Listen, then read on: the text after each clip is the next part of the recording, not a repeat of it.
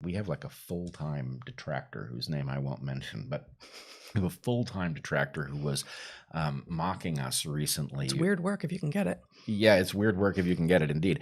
But anyway, he was mocking us for being skeptical of models when it comes to climate change, but being convinced by things like Yamal Peninsula craters, retreat of glaciers, other things that don't depend on models in order to be able to interpret where we are.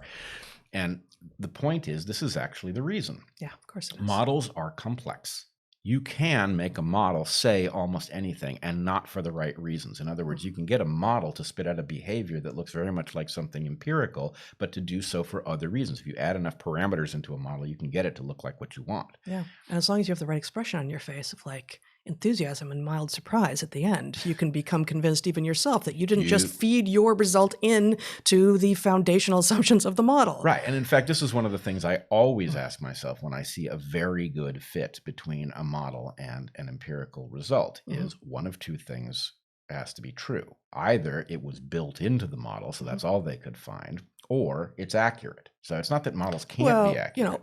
Or the model is so narrow in its parameters that it has very little predictive power outside of those very narrow parameters, right? Like, the more general a model, the less accurate it's going to be. And you have to accept that trade-off when you're assessing whether, if you had an actually good model that was actually legitimate and had fed assumptions in that were relevant, and you actually, slid that number along the entire range of 0 to 100%, for instance, and saw what it spit out, then you still need to understand that the model is going to, as it gets to be more and more generally applicable, it's going to have lower and lower accuracy. That is just an inherent unbeatable trade-off of models. Right. But the fact that a model is a match doesn't tell you anything in and of itself until you do the kind of work you've done here. So anyway, in a general sense, models are a place that you can bury any number of bodies. If you want to get X right as a conclusion, a model is a great way to do it because models are complex. And in fact, they did a very poor job of hiding their bodies here,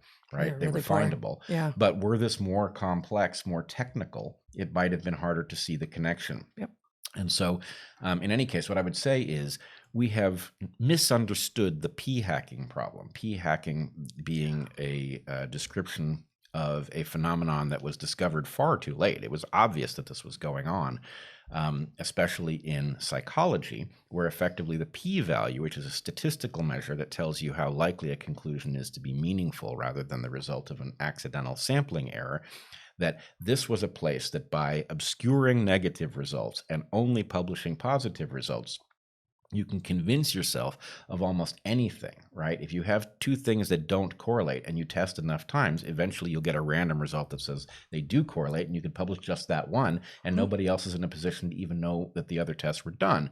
So my point is, why did that happen? Because people wanted jobs in psychology, and this was a place where the science was very hard to track. Models are the very same thing. So it's not p-hacking. There's no p-value there. But what there is the ability to build in a conclusion in the assumption layer. So we should call it assumption hacking, right?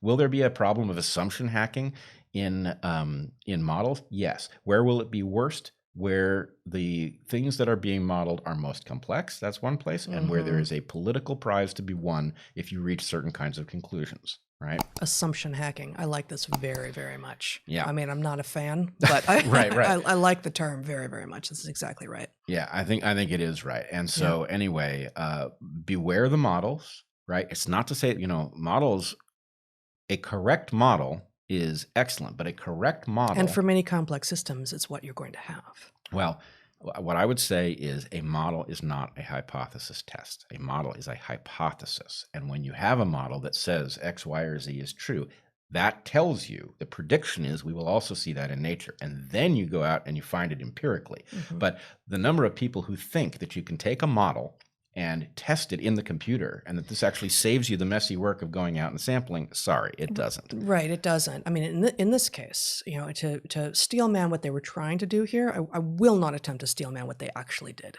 But what they were trying to do was, having, we've been in this for a year at this point, and not all of us have been conscious of being in this damn pandemic for a year, but it's been a year at this point. And from the beginning, there's been an active question of, is it just when you're symptomatic, or is it just when you're symptomatic and if you're going to become symptomatic, and therefore if you're testing positive, or is it, everyone who is testing positive, regardless of whether or not they become symptomatic, who is spreading this thing? That's really going to change how it is that we need to, enforce things like lockdowns and such. And it's been a thorny problem to figure out because it's a pandemic and these are people and it's giant numbers of them and there are all sorts of parameters. And that paper looking at 1,700 people in Brunei was actually remarkable. I didn't even show you guys the paper, but they looked at household transmission versus workplace versus religious transmission. They divvied it up by age and by sex and all of these things, and still, it's really, really tough because if someone who has been exposed to 3 people who tested positive then becomes positive, you don't know which of those 3 people whom they were exposed to they got it from, right? So this is actually a very tough thing to know empirically, right? So it's a very tough thing to know empirically. Therefore, this is a place where a good model could really serve to actually produce some knowledge that you could then hopefully try to go out and test in small numbers before using it to make policy. Right.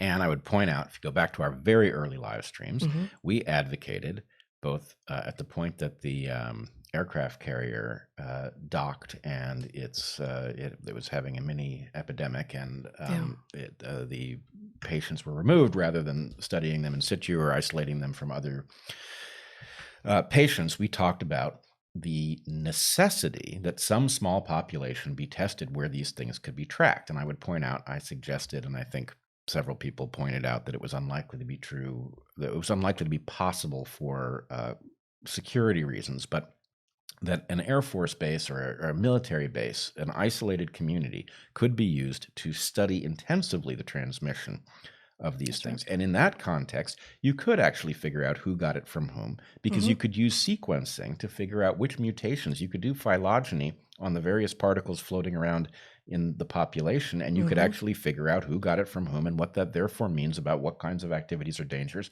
and which ones aren't. And I think the final piece to this puzzle is, I don't know how this got politicized, right? This COVID it should be galvanizing, not just for the entire nation. It should be galvanizing for the world. And yet it has been, because it has been dumped into a political landscape, it has been wielded as a weapon. And what we've gotten out of it is piss poor policy. And if you had at the beginning said, hey, this cannot be politicized, this is off limits, and you put smart people together to figure out how to understand the way this thing works, what policies work best. What you could have done is an analysis where you basically had, you want to minimize the authoritarian moves under the curve, right? So the idea wasn't that move is destructive of rights. The idea is you want to do minimal destruction. So short-term intensive lockdown, for example, outside is safe. Go outside, open the beaches, encourage people to go outside so they don't go crazy. Outdoor dining. Right. Whatever it is, you could have gotten very intelligent, highly effective policy. And instead what we got was a compromise between science and everybody's agenda and the degree to which they could wield power to make it happen. And it's killing people. And well, I mean, it did, in its defense, it did manage to destroy almost everything except the virus. Yes, it's got civilization back on its heels and all of that. The mental health of the entire world, the economic health of all economies, I think. Yeah, absolutely.